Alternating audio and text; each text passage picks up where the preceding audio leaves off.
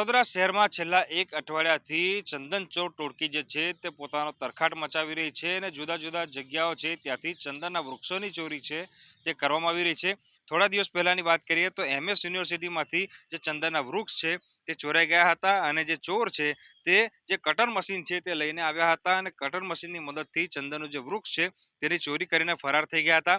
ત્યારબાદ 2 દિવસ અગાઉની વાત કરીએ એટલે કે પરમ દિવસની વાત કરીએ તો એ જ યુનિવર્સિટીનું જે બોટનિક વિભાગ છે ત્યાંથી જે તસ્કરો છે તેમના દ્વારા આ ચંદનની જે છે તે ચોરી કરવાનો પ્રયત્ન કરવામાં આવ્યો હતો.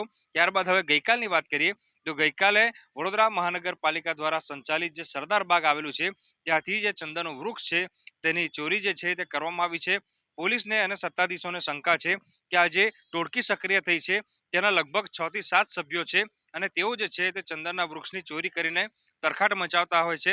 બીજી વાત કરીએ તો લોકોને હવે પ્રશ્ન થતો હશે કે અન્ય કેમ કંઈ નહીં અને ચંદનની જ ચોરી કેમ?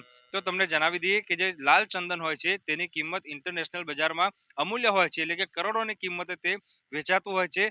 એના કારણે જ આજે ચંદનચોર ટોળકી છે તે વડોદરા શહેરમાં સક્રિય થઈ છે અને જુદા જુદા વિસ્તારમાંથી જે ચંદનના વૃક્ષની ચોરી છે તેને અંજામ આપી રહી છે. આ જે ટોળકી છે તે ખુલ્લેઆમ સત્તાધીશોને અને વહીવટીતંત્રને પડકાર ફેંકી રહી છે. ત્યારે વડોદરા શહેરના પોલીસના સુરક્ષા કર્મચારીઓ અને કોર્પોરેશનના જે કર્મચારીઓ છે તેઓ અહીંયા માયકંગલા સાબિત થતા હોય તેમ લાગી રહ્યું છે અને જે ચંદન ચોર છે તે બેફામ અને બિંદાસ રીતે ચંદનની ચોરી કરીને વડોદરા શહેરમાંથી ફરાર થઈ જતા હોય છે. હાર્દિક દીક્ષિત, ન્યૂઝ 18 ગુજરાતી, વડોદરા.